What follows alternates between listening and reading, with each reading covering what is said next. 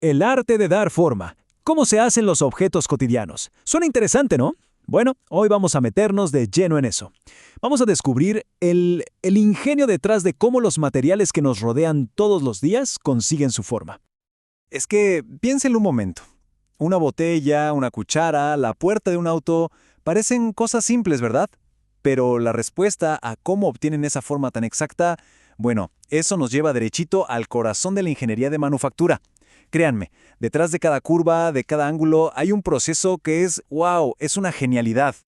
Para entenderlo bien, vamos a dividirlo en 4 partes. Primero, llenando el molde. Después, la forma interminable. Luego nos metemos con doblando y rompiendo y cerramos con la búsqueda de la perfección. ¿Listos? Vamos. Ok, sección 1, llenando el molde. El desafío aquí es grande.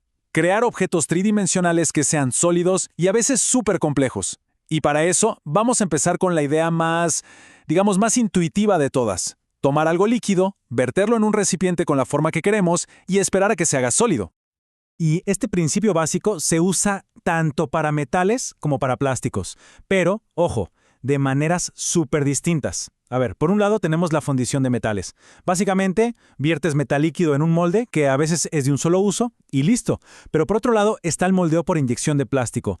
Y aquí la cosa cambia. Se fuerza el plástico derretido a una presión altísima dentro de un molde de acero. Un molde que es una obra de ingeniería carísima, diseñado para repetir el proceso miles y miles de veces sin fallar. Pero lo que de verdad vuela la cabeza de este proceso es la velocidad. Es increíble. El ciclo completo. Se cierra el molde, se inyecta el plástico, se enfría, se abre, expulsa la pieza. ¿Saben cuánto tarda todo eso? Entre 10 y 30 segundos. Es una locura. Una verdadera sinfonía de precisión a toda máquina. Y claro, uno podría pensar que el molde es solo un hueco con la forma de la pieza, pero para nada. Es una herramienta súper compleja. Pensemos en él como una autopista oculta. El plástico fundido entra por el bebedero, que sería la entrada principal. De ahí se va por los canales o runners, que son como las avenidas que lo distribuyen. Luego pasa por unas compuertas, unas entradas más chiquitas para llenar la cavidad de la pieza. Y mientras todo eso pasa, el aire que estaba atrapado tiene que poder escapar por unas ventilas diminutas. Y al mismo tiempo hay canales de enfriamiento por donde circula agua para que todo se solidifique rapidísimo. Es una coreografía perfecta. Muy bien. Ya entendimos cómo se hacen objetos individuales, ¿no? Pieza por pieza. Pero, ¿y las cosas que son muy largas y continuas? Pensemos en una tubería, o el marco de una ventana, o una manguera. Para eso hace falta una estrategia totalmente distinta. Y aquí es donde entra en juego la extrusión.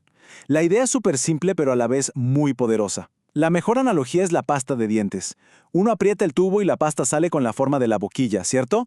Bueno, esto es lo mismo, pero a nivel industrial. Se empuja plástico derretido a través de un dado, que es una placa con un agujero con la forma que queremos, y así se puede crear un perfil continuo, de kilómetros si hace falta, siempre con la misma forma. El corazón de toda esta máquina, la estrella del show, es el tornillo. Pero no es un tornillo cualquiera, ¿eh? Su diseño es una maravilla de la ingeniería, porque hace 3 cosas a la vez a medida que el plástico avanza. La primera zona, la de alimentación, simplemente agarra los pellets de plástico y los empuja hacia adelante. Luego, la zona de compresión, bueno, como su nombre lo dice, los comprime, los calienta y los derrite. Y al final, la zona de dosificación se asegura de que la mezcla de plástico fundido sea totalmente uniforme y tenga la presión perfecta justo antes de salir por el dado. Y justo aquí, al salir del dado, pasa algo muy curioso. La lógica nos diría que el plástico que sale debería tener el mismo tamaño exacto que el agujero, ¿no? Pues no es así. Se expande un poquito, se hincha. A este fenómeno se le llama dilatación del dado o die swell, y pasa por algo llamado viscoelasticidad. Es como si las moléculas del plástico, que estaban todas apretadas y estiradas adentro, recordaran su estado anterior y al salir, ¡pum!, se relajen y se expanden.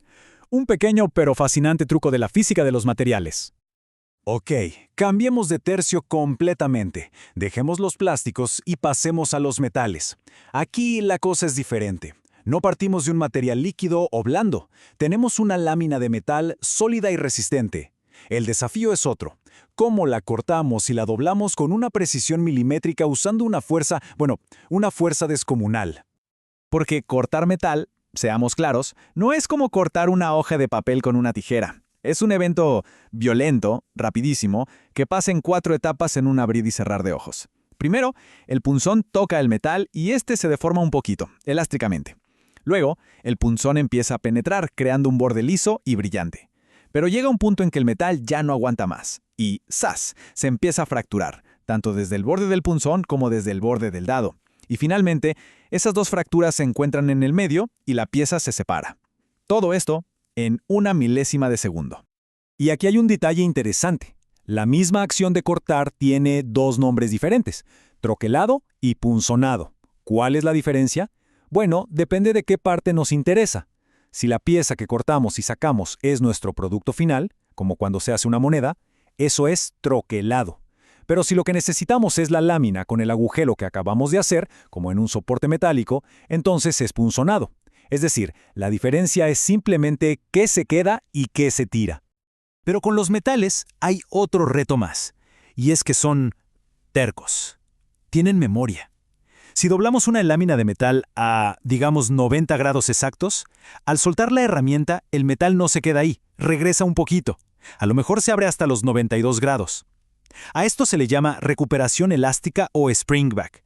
Y los ingenieros tienen que ser más listos que el material. Para conseguir un doblez de 90, tienen que doblarlo a, por ejemplo, 88 grados, sabiendo que se va a abrir un poco. Es un recordatorio de que hasta los materiales más duros tienen su propia voluntad. Hasta ahora hemos hablado de cómo deberían funcionar las cosas, ¿no? El mundo ideal. Pero la realidad es otra. En el mundo real, la manufactura es una lucha, una batalla constante contra los defectos y las imperfecciones. Porque una cosa es hacer una pieza bien, y otra muy distinta es hacerla perfecta, millones de veces seguidas. Ese es el verdadero desafío. Y aquí están algunos de los enemigos públicos número uno del ingeniero de producción. Las rebabas, ese esquezo de material que se cuela por donde no debe y que luego hay que quitar. Las marcas de hundimiento, esas pequeñas depresiones que afean toda la superficie. O uno de los peores, la porosidad en piezas de metal fundido. Son burbujas de aire atrapadas adentro, invisibles desde fuera, que pueden debilitar una pieza crítica hasta que se rompe. Cada uno de estos defectos es un misterio a resolver. Y para que nos hagamos una idea de la escala de este problema, miren este número, 2.500.000. Esa es la cantidad de piezas de un solo tipo para un auto que se fabrican en un año. Ahora, imaginemos que un pequeño porcentaje de esas piezas tiene un defecto oculto, como esa porosidad que mencionamos, una burbuja de aire invisible. El riesgo es catastrófico. Entonces, la pregunta del millón es, ¿cómo se controla la calidad a esta escala monumental? No. La respuesta, como casi siempre, está en la innovación. El método antiguo era un poco como una lotería. Se sacaba una pieza al azar de vez en cuando y se le hacía una inspección con rayos X. Un proceso lento, caro y que dejaba el 99% de las piezas sin revisar. Pero hoy, la tecnología ha dado un salto gigante.